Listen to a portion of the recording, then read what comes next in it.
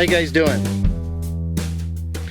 I want to share a story with you about these little gold objects. We were calling them gold nuggets, but they're, as it turns out, this is a spillage off of smelting gold bars, is what the New Mexico Tech School of Mines mineralogist told me. Anyhow, we found these nuggets underneath the boulder.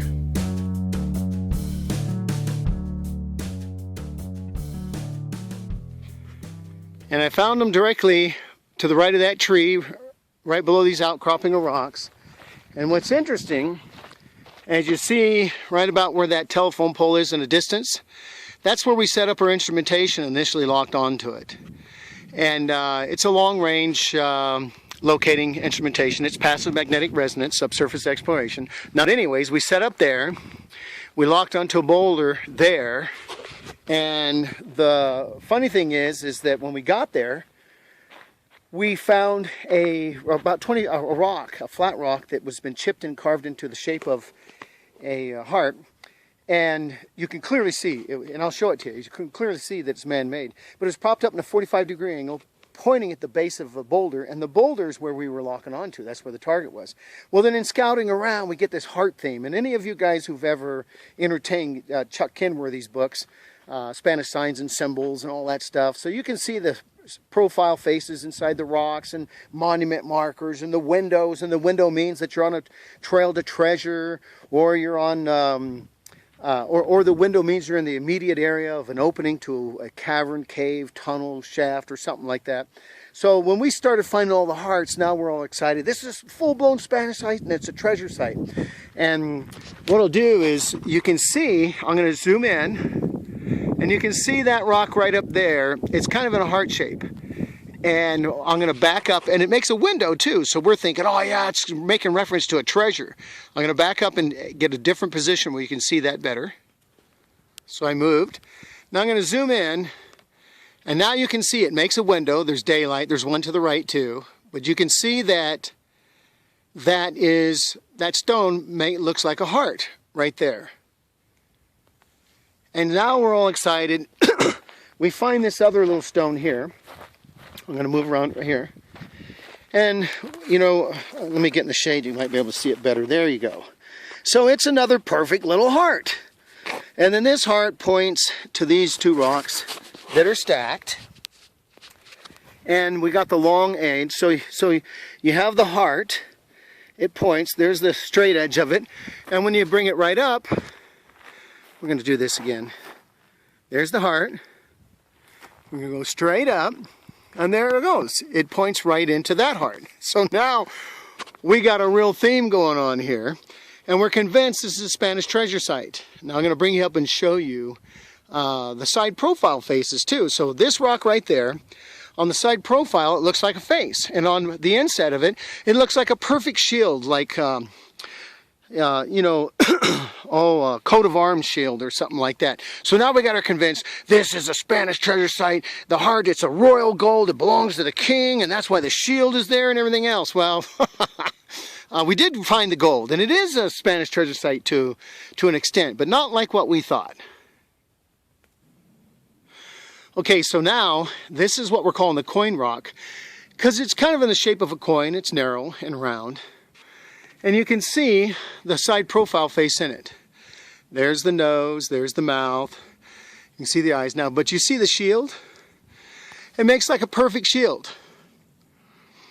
And we saw that and we're going, oh man, this is a full-blown treasure site. And look, the face is looking down at the target. And I'll bring you down and I'll show you that.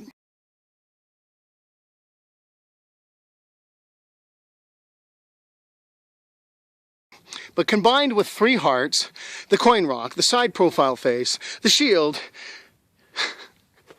it's definitely a Spanish treasure. and it really was, but it just didn't turn out the way we thought.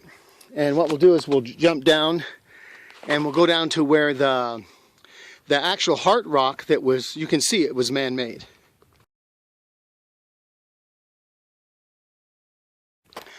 So initially when we first got to this area, and again, we started off over there where that power pole is in the center of the screen. And that's where we first locked onto it. It's about a quarter mile. And there was a big boulder here, almost the size of a Volkswagen. And this heart rock was propped up, 45-degree angle, pitching, pointing underneath the boulder.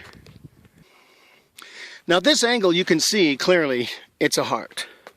And you can see that it's been notched. I mean, this has been broken off, and it's intentional in making a heart.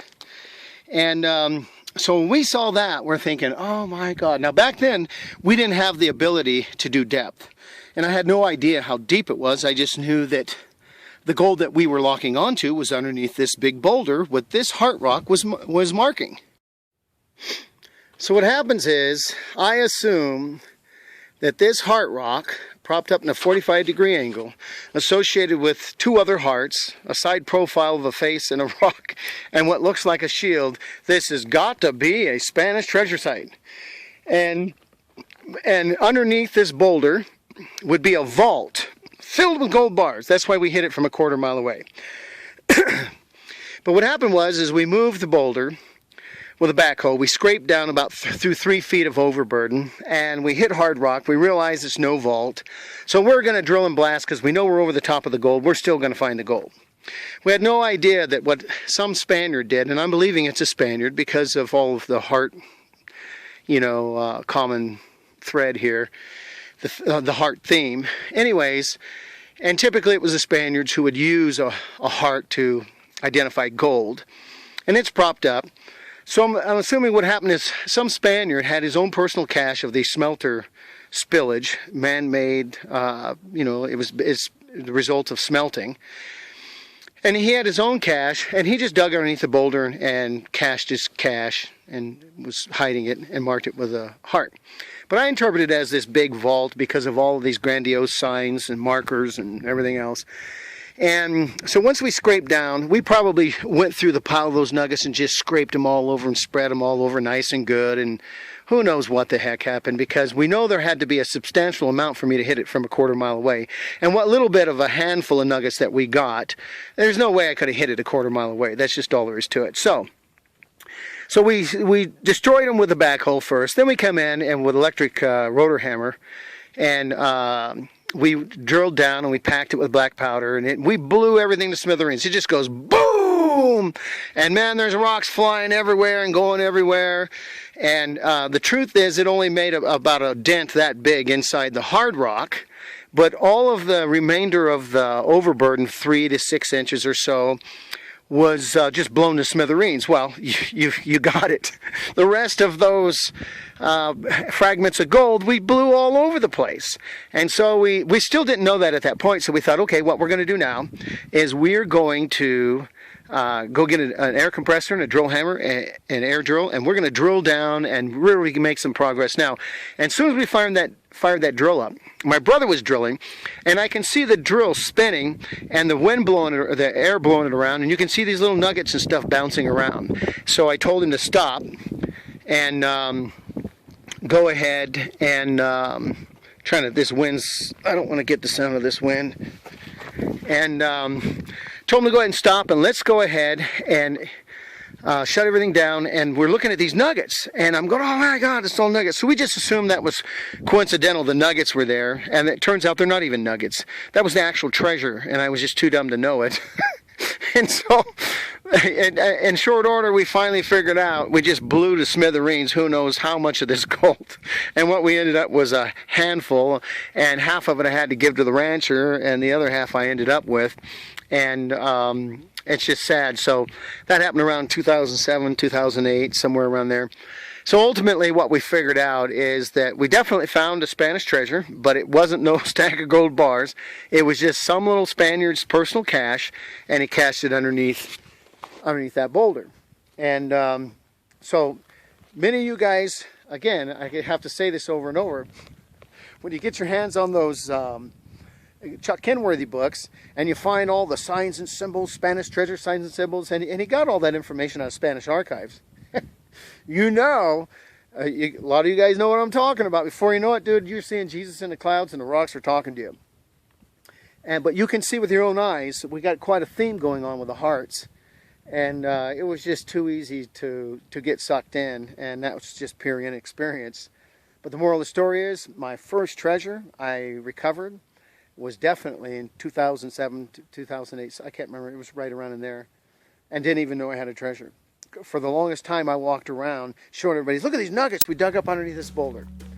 And everyone would say, those aren't nuggets, those are man-made. And so finally I had to come back and revisit this site, and I wanted to film this and share this story. And we hope to film some more stuff and bring you better stuff and provide some better evidence for treasure.